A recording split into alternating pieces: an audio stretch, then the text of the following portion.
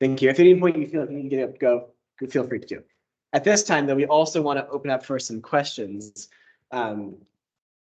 Steve.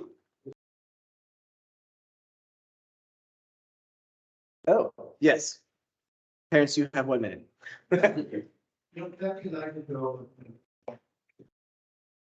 Thank you.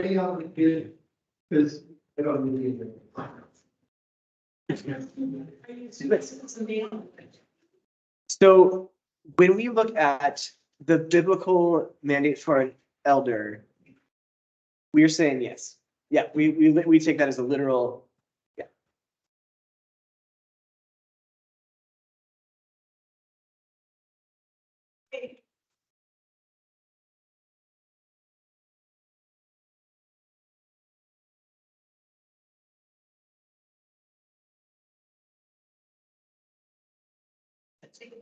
Huge part of what we hope for, that we would build disciples and that we would build church planters who would be able to continue on. And it just seems to me like this first step would be a follow through of our original intent, which is to build up a new generation and have them.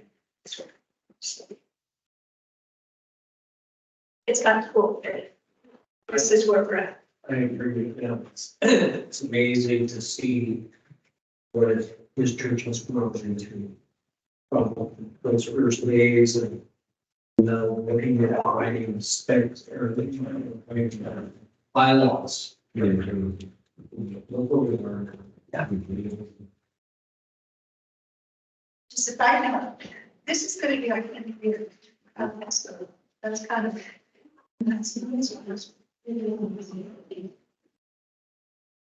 Chef cake.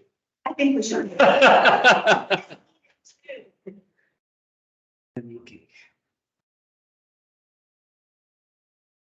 So are you looking first for members who might be interested to volunteer to you and talk to you? Yeah, I think, let me clarify. What I should have said is, it may be that this name is drawn up in the hearts of somebody in this church. It may be that as we're reading through this, God might be stirring your heart and saying, that might be me. So whether you have a nomination or you want to nominate yourself, I think we're open to both. We want to be careful to guard this person because they're opening themselves up to a ton of vulnerability. You know, and so because of that, the elders want to do initial kind of vetting, and it's gonna be mostly holding up to scripture. What does God say about a qualified elder, and does this person align with it? And also affirm gifts in the person. You know, what do we see in this particular person? Say, yes, these are gifts that we need, that we would hope to have in an elder, and certainly one in a pastoral, for the sake of a better term, a pastor. So the initial screening, and then but that quickly goes to everybody.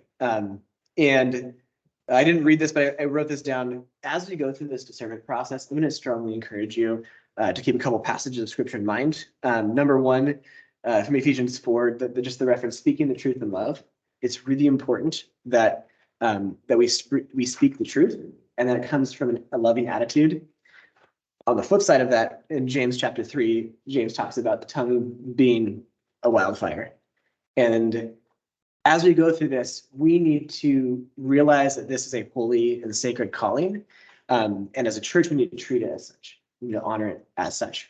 So that as somebody's name gets brought to the church, we can trust and they can go into this with confidence that they're not just being slandered, behind their backs or whatever, but that we are all coming to this with an attitude of humility and recognizing that though there is conversation about this person,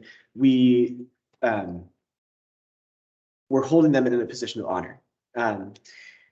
So we'll say more about that as we get to that point, as we go to this, open this discernment process. But I think I would just say that the idea that the church is coming from with us, from within our body, is not a thus saith the Lord.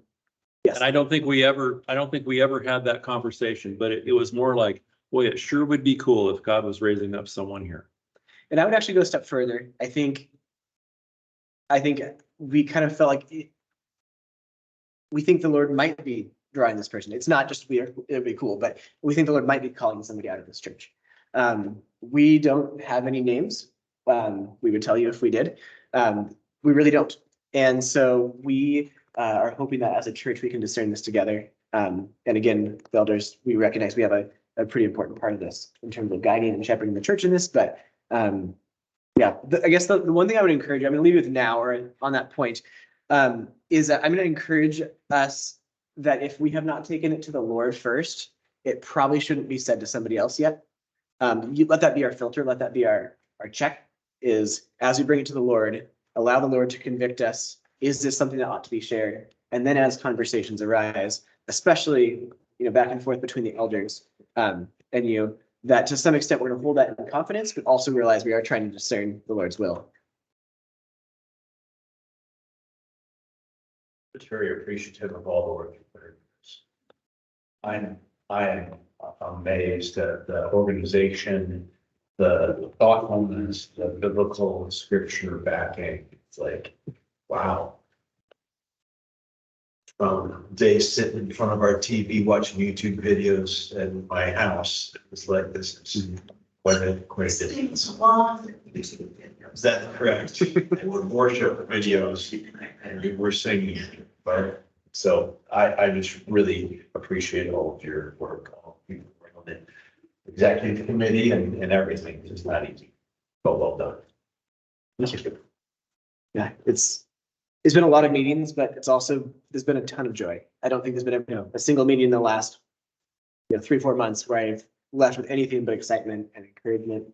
And so I come presenting to you all with an attitude of spirit of joy, just thinking, man, the Lord is doing Who'd you something get that? here. I think they're trying to get in I think they're trying to get or out or one of the, I don't know. independence. But yeah, other questions? I don't want to cap it tonight. Also, we are available. We want to make ourselves available. So if you think of a question later or feel comfortable asking a question here, by all means, please reach out to one of us, all of us. We would love to sit down with you. I just know that when we present this, there may be some immediate questions, especially for those of us who are external processors. So.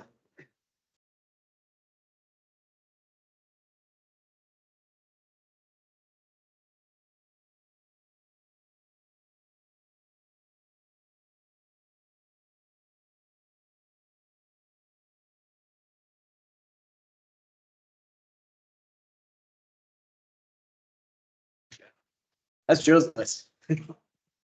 That's a good one. I didn't want to add anything to it.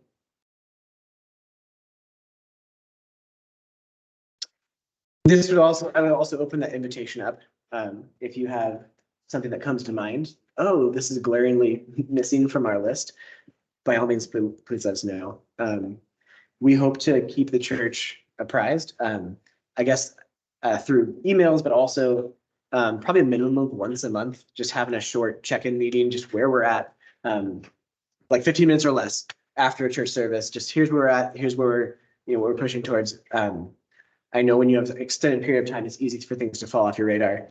That's certainly the case for me. So if those things come up, there'll be ways to communicate that. So yeah. Somebody have experience in God. Yes, that's an interesting thing because Steve met, it was Meg, I think, because you're doing it. Well, I did Experiencing God in the 90s.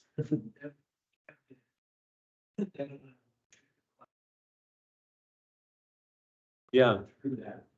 And he's planted so many churches, but some of his recommendations is, that you guys, I hear you guys following a lot of that is, make sure that there's a lot of prayer. It's funny. The thing, part of my background is I was a Southern Baptist minister. And so when I read that, it's like, oh, I know what he's talking about. Oh, I know what he's talking. Oh, yeah. And one of the things that part of the final discernment process, I don't know that we're going to take a vote. honestly, if God isn't leading this person to us and that's not evident to, gosh, almost all of us, then I don't think we have a pastor. Because what I would hate to have is, well, if you got 60% of the vote, then that's our pressure. Well, we got 67%, so I guess that's our. That's not, I don't know. No, I don't see that in scripture anywhere. Yeah, no, I've met Henry Blackaby, by the way. So a little name drop there.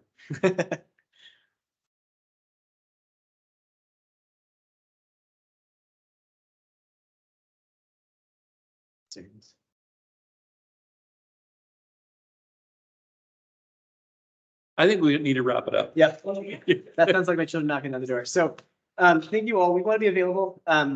Please reach out to us. Clinton is going to send out some information, including Joe's explanation.